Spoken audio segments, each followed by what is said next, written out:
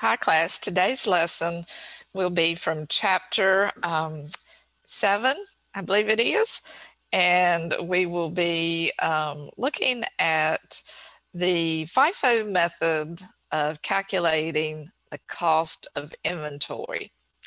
So if you'll hold on just a minute, I'm going to share my screen with you.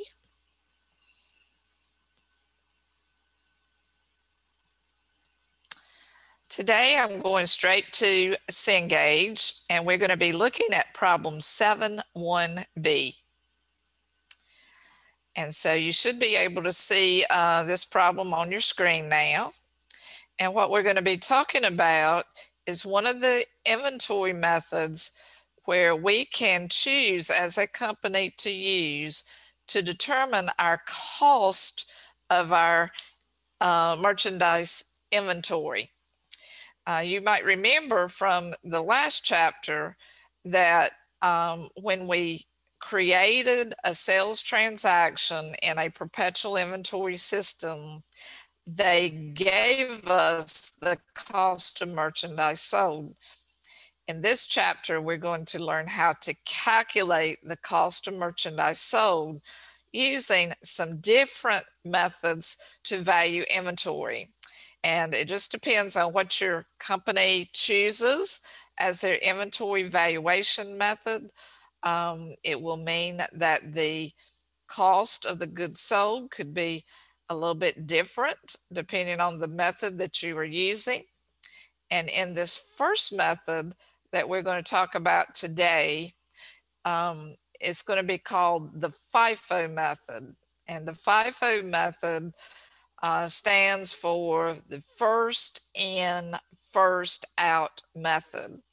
And in a perpetual inventory system, you'll remember that we want to keep up with a continuous record of all of the merchandise that we have on hand at the end of the period and the cost of that merchandise. So what they've done is they've shown us that we've have some beginning inventory of merchandise for the Dunn Company. And we've also got some data on purchase and sales transactions for a 3-month period that we're going to be using to record a continuous record of our merchandise inventory. What we're going to start with is what we had on hand at April 3rd. April 3rd inventory says that we have 5 units on hand at $1,200 per unit. This is what it cost us, that inventory, and the total cost is $30,000. And fortunately for you all, they have the total cost multiplied out for you. But if you weren't given the total cost here, to get the total cost, you would simply multiply the number of units in inventory times the cost of that inventory per unit. So 25 times 1,200 will give you 30,000, and that's the value of the inventory that you have to start with. You'll remember from the last chapter that merchandise inventory is an asset account, and asset accounts are permanent accounts. So you bring the balances forward into the new accounting period. Now, what I'm showing you on your screen here is what we call a cost card. And a cost card is a just a piece of paper with columns and rows on it, like a spreadsheet. And on certain columns, we're going to be dealing with purchases. And purchases are where we're going to record the purchases of our merchandise inventory for that period of time. We're going to record the quantity under the purchases columns. We're going to record what the inventory cost us under the purchase column. And then we're going to multiply the quantity times the unit cost to give us the total cost. Notice on this spreadsheet, there's another column that's labeled cost of merchandise sold, and it has 3 column categories underneath it. And the cost of merchandise sold is exactly what it says it is. This is where we're going to record what the merchandise inventory cost us. And then on this cost card, there's also some columns that represent the ending amount of the inventory that we would have left over and on hand. Notice under the inventory columns, we've got a place for quantity, unit cost, and total cost. So we want to keep a record of all the inventory that we have on hand at all times. And every time we buy merchandise inventory, we're going to record that purchase in the journal, and then we're going to update it on this card. And every time we sell merchandise inventory, we're going to record the sales transactions. Remember, there were 2 of them for the perpetual inventory system. The first sales transaction was to update the sales account. The second transaction was to update the cost of merchandise sold. And so we're going to put that in our journal based on what we get on this particular card in the cost of merchandise sold columns. So you have a place for purchases on your cost card. You have a place to record when you sell items on the cost card, and you have a place where the ending amount of inventory is recorded on the cost card. Now, in the old days, before we had computers, all of our inventory using the perpetual inventory system was kept up on cards such as these. And so you can, if you can imagine that it had been a separate card for each type of merchandise that you sold, and every time you recorded a transaction in the journal, you'd have to update the cost card. And that would have been cumbersome to do. So now, fortunately, we have computers that will do this for us, but it is my responsibility to teach you how the computer knows what to do. So we're teaching it to you manually, basically, and showing you how these cost cards would work. And again, we're using the first in, first out method. And I'm going to discuss this as we go through this problem. One of the first things that you need to record on your cost card is if you have any merchandise inventory to start with. And since this is a business that's been in business for a while, we had some merchandise inventory to start with. So on April the 3rd, we would record in the date column, April the 3rd, the amount of inventory that we're bringing forward from the last period. The number of units was 25. So in the quantity under inventory, we have 25 units left from last period, and those units cost us $1,200.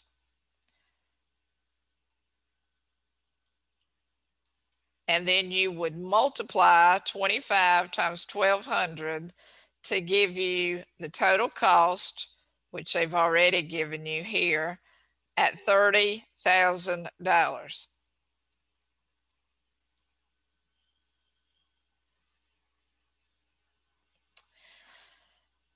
Now, on the next transaction, you can see that we have our first purchase of merchandise inventory. We're buying 75 units at a cost of $1,240, or a total cost of $93,000. So when we make a purchase, we would record in our journal a debit to merchandise inventory and a credit to accounts payable, and then you would update this card.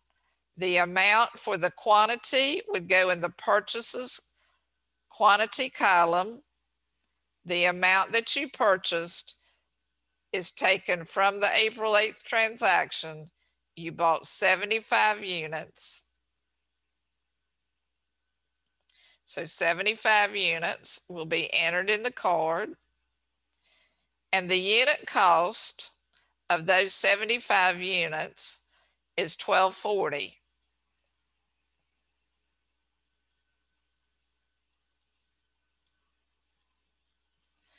Then what you're going to do is you're going to multiply 75 times $12.40 to get the total cost. And Cengage has already done that for you. It's $93,000. But if they didn't have that given to you, you would simply multiply the two of these to get the total cost. Now, on this cost card, you will notice that there are some blanks that we need to fill in under the inventory.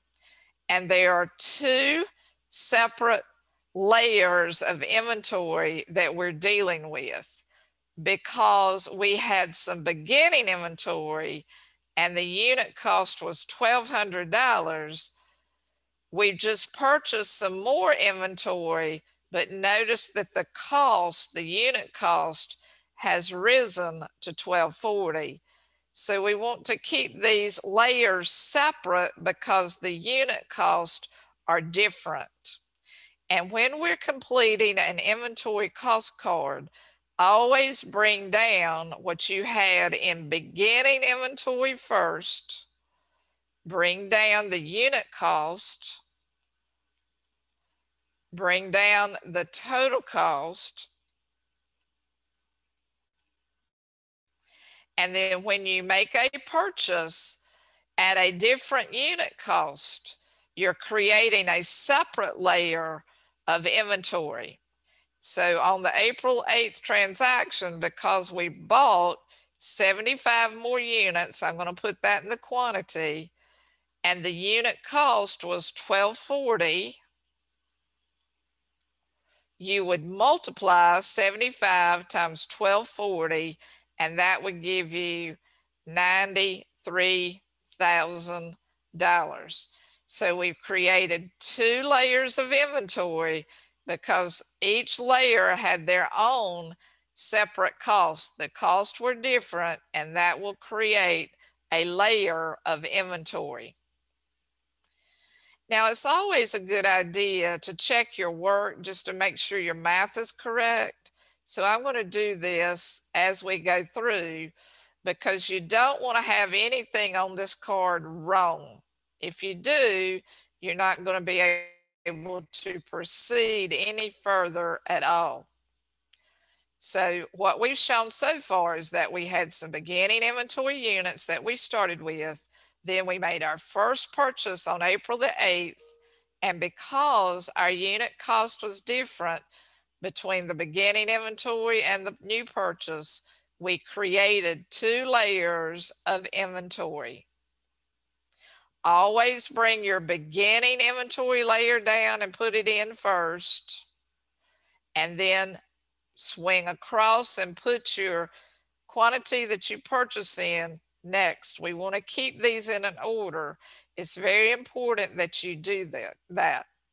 Now, remember, we're using the FIFO method, which means the first units in inventory are going to be the first ones that are sold. So in the next transaction that we're looking at, it tells you that on April the 11th, you sold 40 units. Now be careful here because this is not the cost price of the units that we're using. This is the selling price, the marked up price that we're selling the units for. But we do know from this transaction that we've sold 40 units.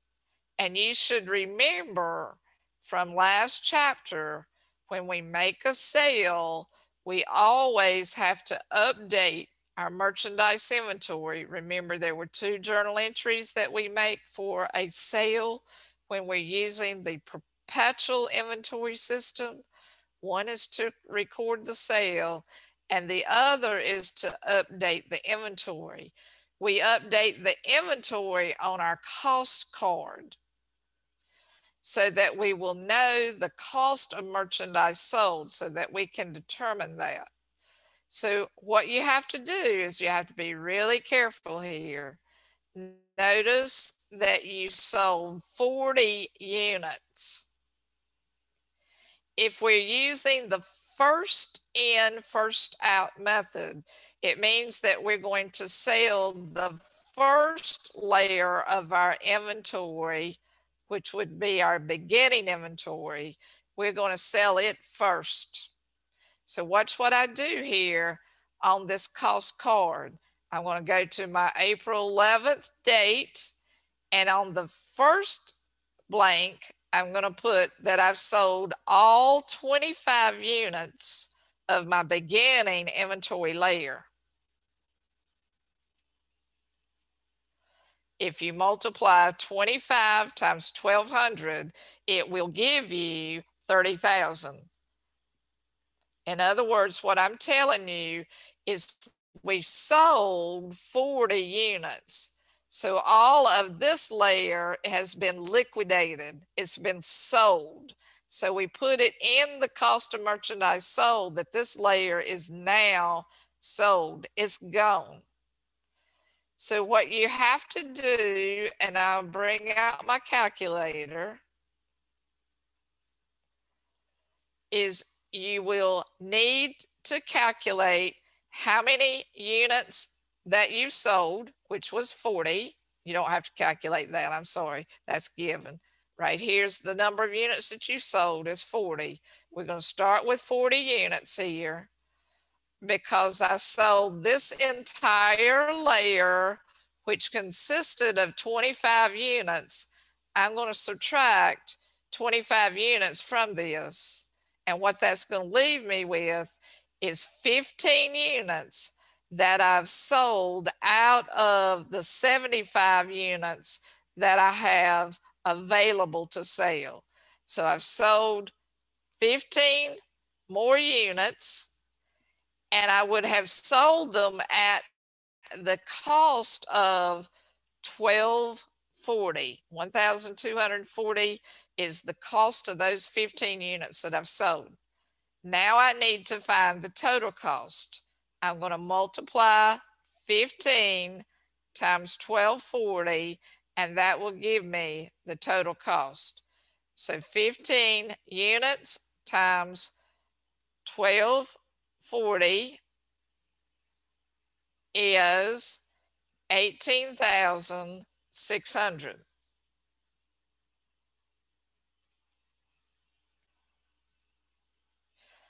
So notice that I've sold 40 units. If you combine 25 and 15 together, it will give you 40 units. I've accounted for them in the cost of merchandise sold columns, and the cost of the merchandise sold for this transaction would be the total of 30,000 plus 18,600. Now, they're not going to ask you for the total cost of merchandise sold until you get to the bottom of this cost card. But I'm here to tell you that on April the 11th, your cost of merchandise sold would have been 48,600. The two of these combined together. Now, what you have left over that you did not sell, remember we had 75 units from the April 8th purchase. We sold 15 of those. So what I have to do is I have to take the number of units that I have available, which was 75 units. I'm going to subtract out what I sold of those, which is 15 units. And what that's going to leave me with is the amount of units that I have in ending inventory. Now remember, we sold all of this layer. So the only cost that we could draw from are from these 75 units that we've got left over.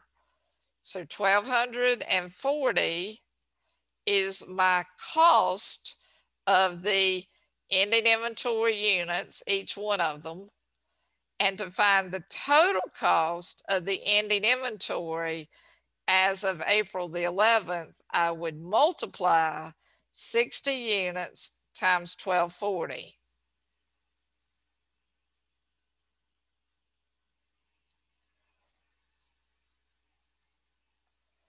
And that equals 74,400. And I would definitely check my work after each transaction just to make sure that you have your math correct. If you miss your math up in here, it's going to go all the way through. So you got to make sure you're correct at all times. So use that check my work. That'll help you. Now, what we just did is we showed what we had sold as far as the cost of the merchandise sold. This cost card is going to reflect the cost of the merchandise sold only, but it also tells us how much ending inventory we have left over. So on April the 11th, we have 60 units left over in ending inventory that we have not sold, and the cost of those units is $1,240 each. The total cost of my ending inventory is $74,400. So at all times, I know how much inventory I have on hand and what the value of that ending inventory is as of this date. Now we're going to move on to the next transaction, which also is a sales transaction. So on April the 30th, we had an additional sale of 30 units. So on April the 30th, because I only have one layer of inventory in ending inventory, all 30 units of those are going to come from this inventory layer. The cost of those inventory, that inventory is $1,240. And if you multiply 30 times 1,240,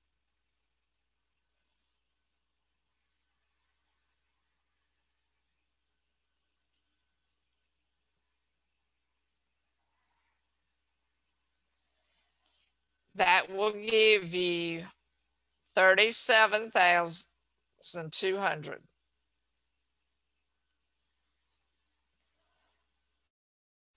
This is the cost of goods sold for the April 30th transaction.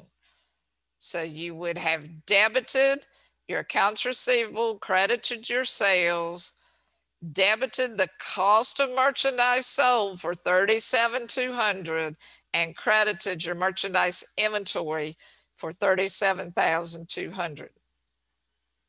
Remember, when you sell inventory, it's going off of your records. So we sold 30 units out of the 60. We'll have 30 units left over that are still in ending inventory after this sale on April the 30th. You will multiply 30 units times 1,240, which is 37,200, and then check your work because we're through with this transaction. Make sure everything is correct to this point.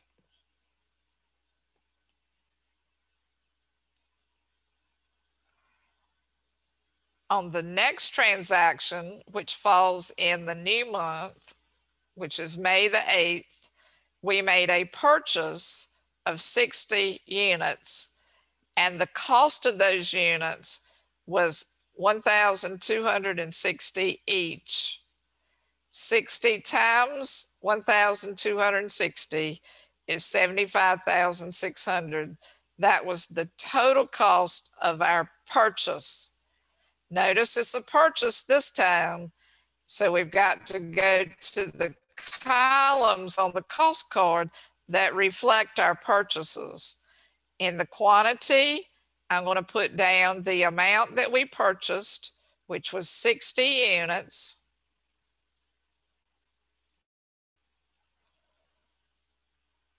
At $12.60. And if you multiply 60 times $12.60, it will give you 75,600.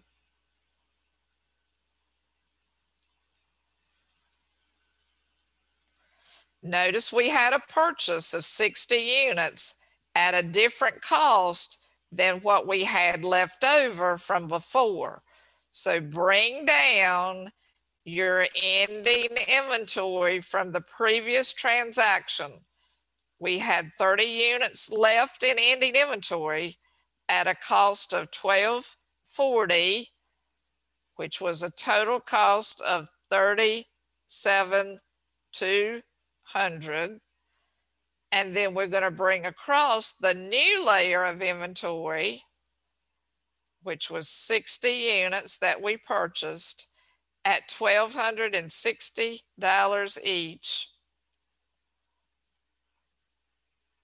And the total amount that we bought was 75,600. So in this case, we now have 90 units left in ending inventory, and the cost of those units are the two layers combined. Check your work just to make sure your math is correct. And it looks like I picked up something wrong. I did. Look what I did. This is the cost, and that's what should have gone here. I just typed it in wrong at $12.60. And I'm going to check my work again just to make that red mark go off of there. And then I'm going to move on to the next transaction, which is May the 10th. On May the 10th, we recorded a sale.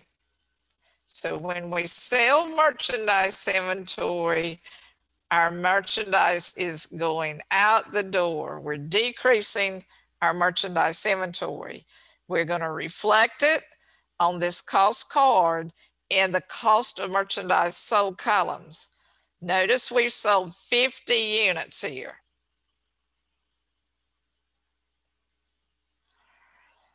All right, it tells us that we've sold 50 units. The layers that we have to draw from are 30 units at $12.40 each. So I'm going to write down that we've liquidated all of our 30 units that cost us $12.40. We've sold them, we've liquidated them, they're gone.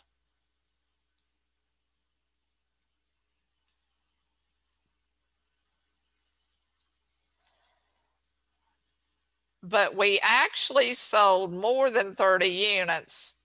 You got to look back at your sales transaction. You sold 50 units. So of those 50 units, we've accounted for 30. We need to account for 20 more. That has to come from the last purchase, which was May the 8th purchase. The costs were $12.60.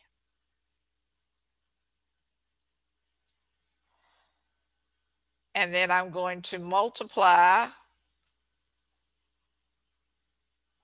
20 units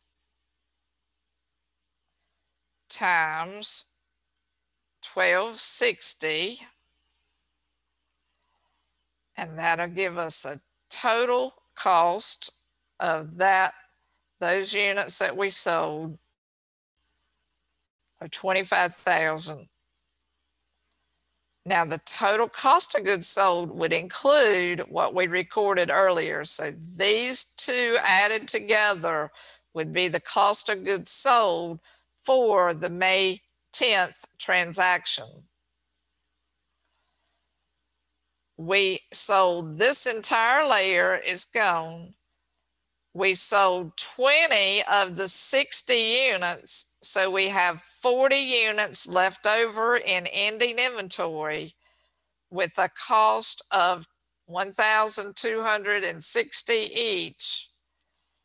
And you would multiply 40 times 1260,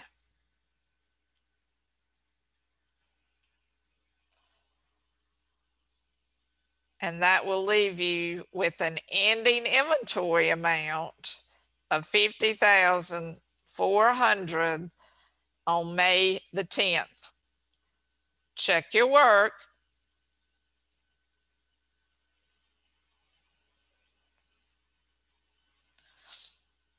And evidently I put something down wrong here. 20 times 1260. Let me try that again.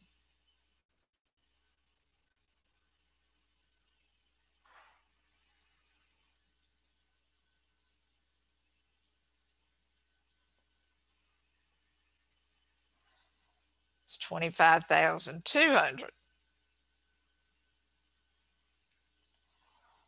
And check your work again.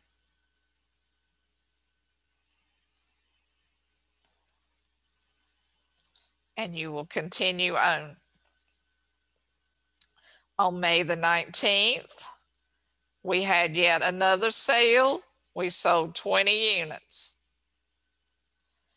We only had one layer to take those sales from. So it's all going to come from the purchase price of 1,260 units each. And I would have to multiply 20 units times 1260, and that equals 25,200.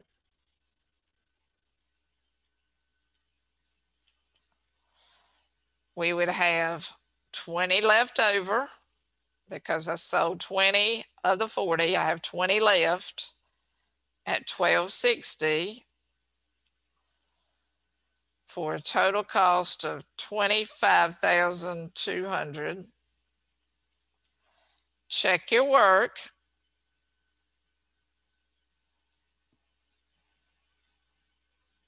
And we move on to the May 28th transaction. So on May the 28th, we have a purchase. We bought 80 units.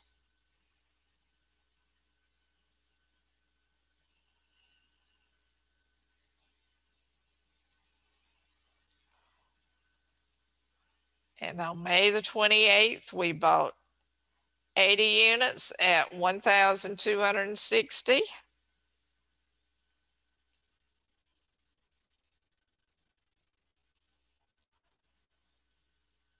For a total amount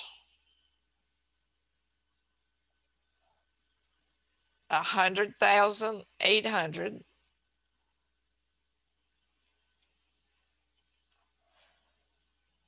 We bring down our old layer, which is 20 units at 1260.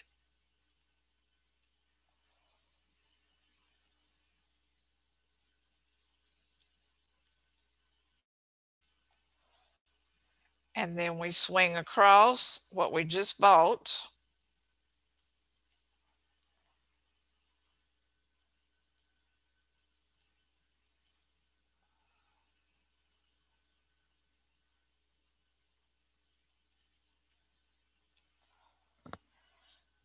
And I would check my work.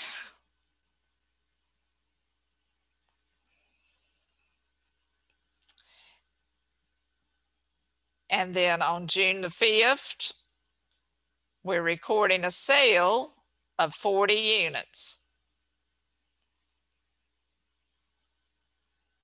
So on June the 5th, we're going to sell this first layer first. So 20 units at $12.60. We're going to liquidate our layer here.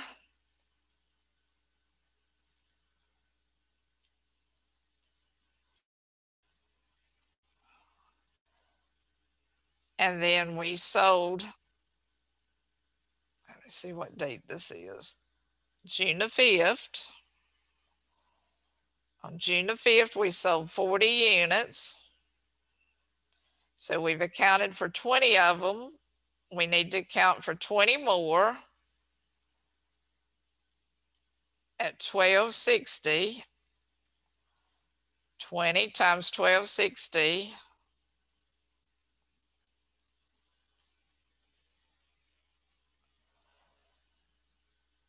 And we sold 20 of the 80, so we have 60 left over at $12.60.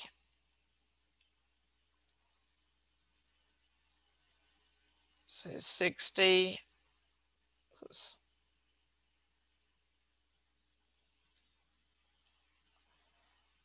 times 12, it should be 60. I wrote something down wrong here. Let me change that.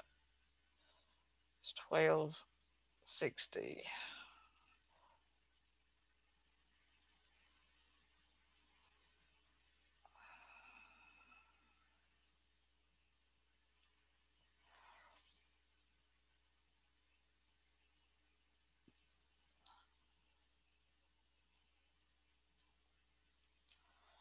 So 60 times $12.60 is $75,600. I'm going to check my work just to make sure my math is correct. And then I'm going to move to June the 16th. We had another sale. We sold 25 units.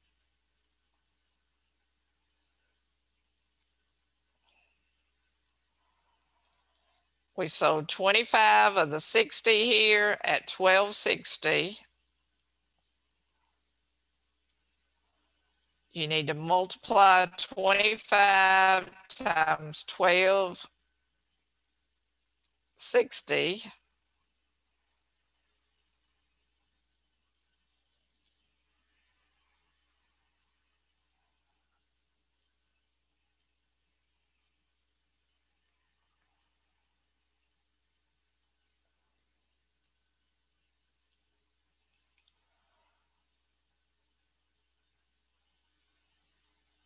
And then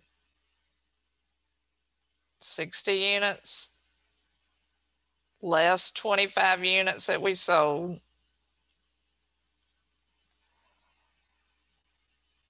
equals 35 units that we've got left over in ending inventory at $12.60. So 35 times $12.60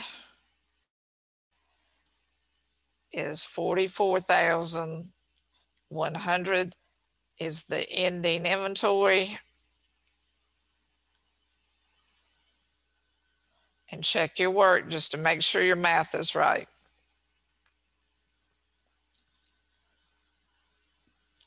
On the next transaction, which would be on June 21st, we have a purchase of 35 units at $12.64. So we got to go in the purchases column.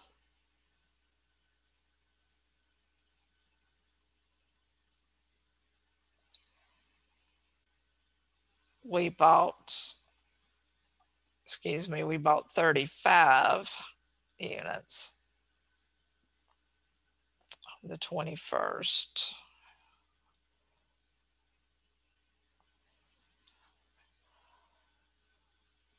And the cost of those 35 units was 1,264.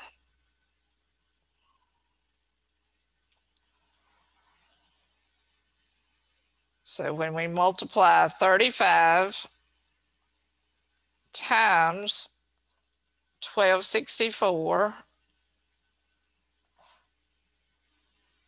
it will give us 44,240,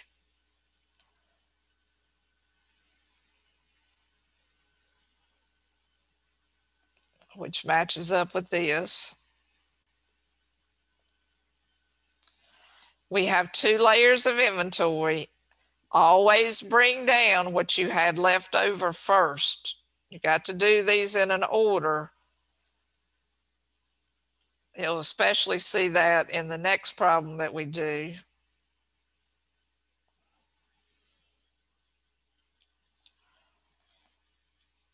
But make sure you bring down what you had left over from the last date first. Then we're going to slide over what we just purchased.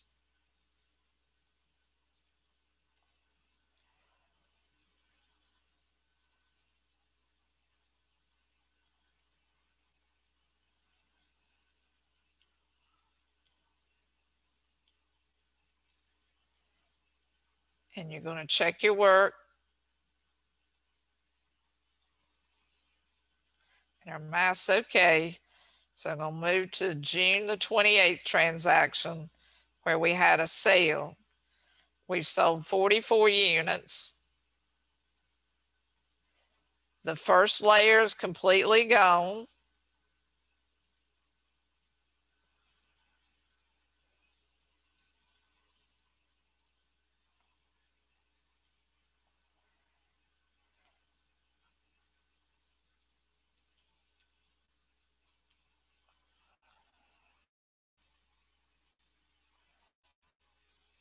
And then let's look to see how much we sold again. We sold 44 units. We're going to subtract out what we've already accounted for, which was 35 units.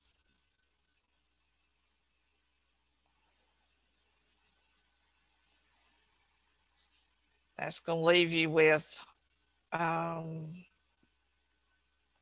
units that you're going to have to take from the most recent purchase, which was 1264.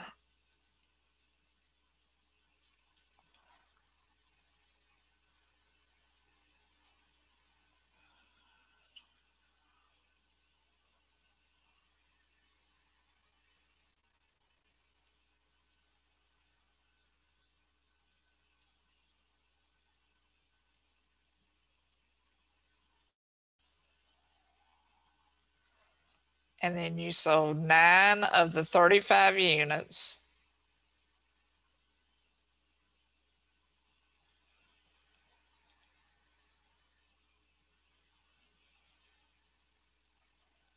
You have left over 26 units at 1264. So we would multiply 26 times 1264. And our ending inventory is 32,864.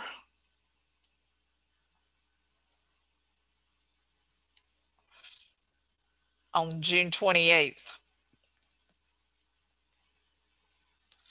So in the last part of the card, what they want you to do is to determine the total amount of cost of goods sold for these 3 months. So what you're going to do is you're going to add up all of your costs, combine them all together to get the total amount of the cost of goods sold.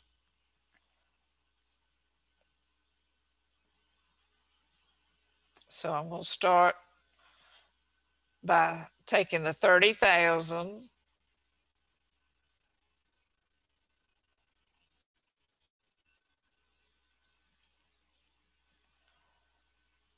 I'm going to add to that 30,000, 18,600.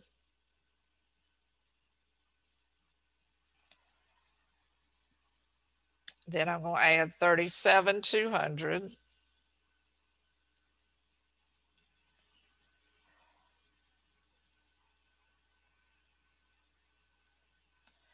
Then I'm going to add 37,200 again.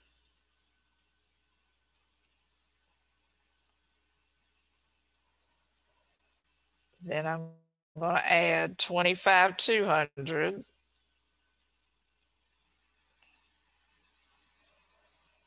Then I'm going to add 25,200 again.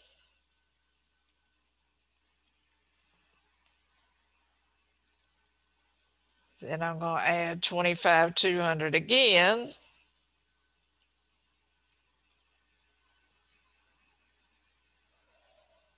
Then I'm going to add 25,200 again.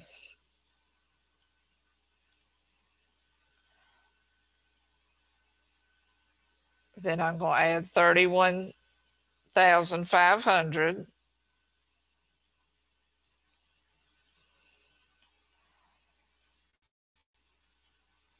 I'm going to add 44,100.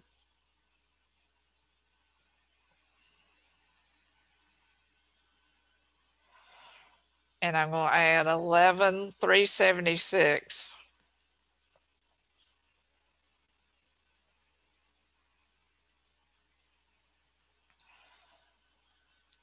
And I hope this is right.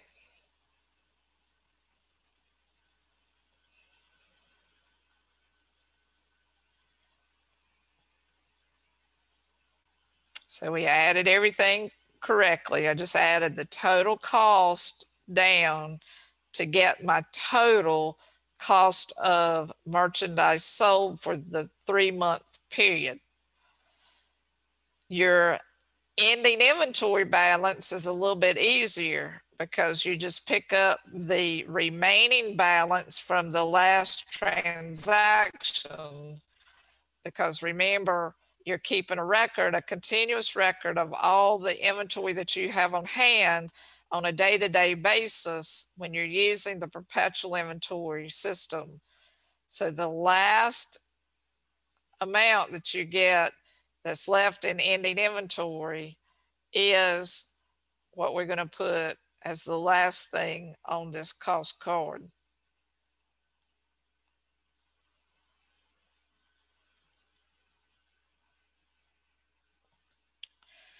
Now, what that's going to tell us is that our ending merchandise inventory, which goes on the balance sheet, this is what you've got left over on hand.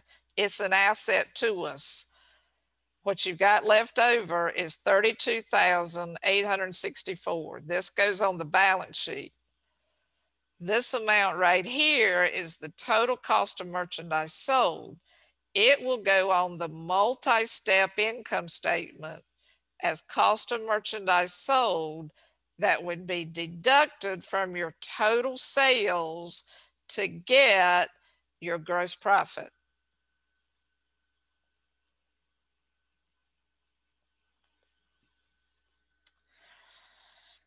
In part 2 of this, they're reviewing you on the journal entries that you learned to complete last chapter. They want you to determine the total sales and the total cost of merchandise sold for the period, and then they want you to journalize the entries in the sales and cost of merchandise sold account. You're going to assume that all sales were on account. So my debit here will be to accounts receivable. And the total amount of the accounts receivable would be equal to the total amount of the sales that we have created for this problem. So I'm going to go back here where we had our sale.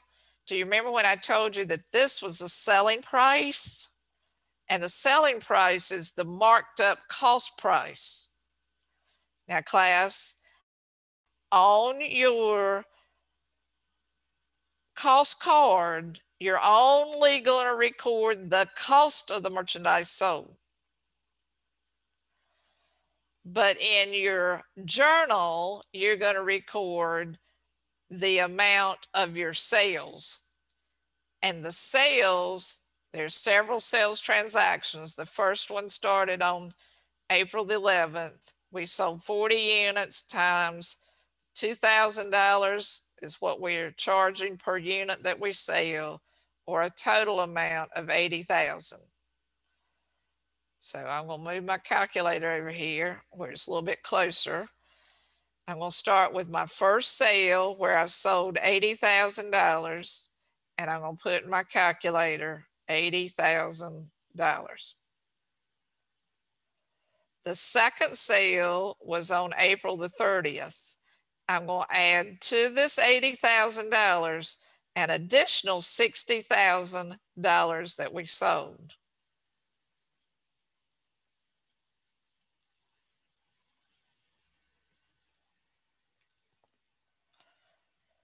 For my next sale, which was on May the 10th, I sold $100,000 worth.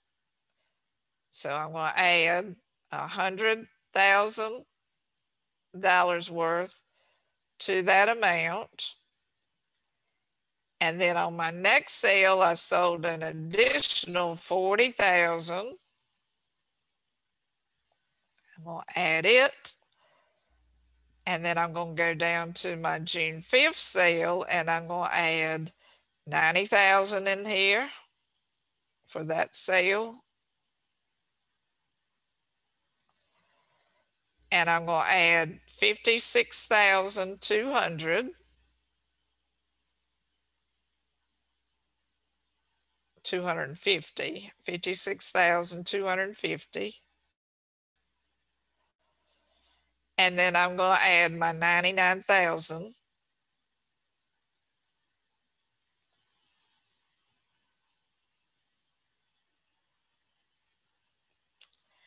And so if I've added all those sales right, my total sales and my accounts receivable would be increased by $525,250.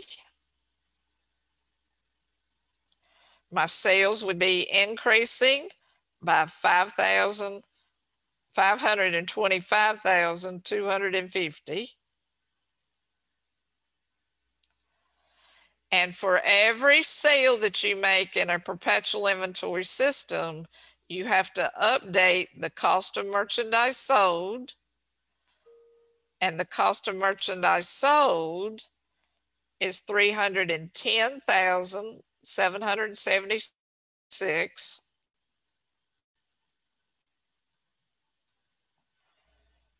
And I will credit my merchandise inventory for that same amount, because remember, when we make a sale, our merchandise inventory, which is an asset, is decreasing.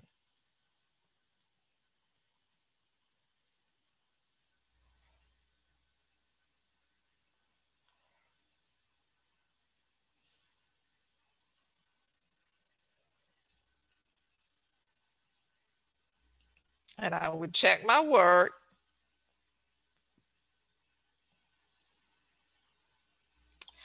Because if this is wrong, this is going to be wrong. The next step is to determine the gross profit. That is what you would determine on your income statement. Remember the multi-step income statement that you learned how to prepare the last time? We take the amount of the sales for this period, which was $525,250. We're going to subtract from that the cost of our merchandise sold for the period, which was this $310,776. And what that leaves you with is the amount of the gross profit. 214,474. So I simply subtracted my cost of merchandise sold from my sales to get the gross profit amount. If you think about this, it makes sense to you. Your sales is your marked up price, and your cost of merchandise sold is what the merchandise cost you. So the difference between these is the profit that you have available to cover your operating expenses. The gross profit is found on the multi-step income statement. Again, I would check my work just to make sure my math was right. And it is. So on part 4, it says determine the ending inventory cost on June 30th. Well, the ending inventory cost is what we found right here, which is $32,864. Comes straight off of that cost card. That's your ending inventory cost. This is what would go on the balance sheet in the current assets section for merchandise inventory. That would be the amount of merchandise that you have on hand. And then in part 5, it says based on the preceding data, would you expect the inventory using the last in, first out method to be higher or lower? Well, we haven't discussed the last in, first out method yet. We're going to discuss that the next time that we make a video. I feel like I've given you enough today, but I'm going to go ahead and answer this for you. The last in, first out method means the last units that you bought will be the first ones that you sell, because you were in a period of rising prices this time. I knew it's rising because see how these costs are going up in every one of the purchases, our cost went up. In a period of rising prices, your last in, first out method would mean the last units in are the first ones that you sell. So you would end up with ending inventory that would have been lower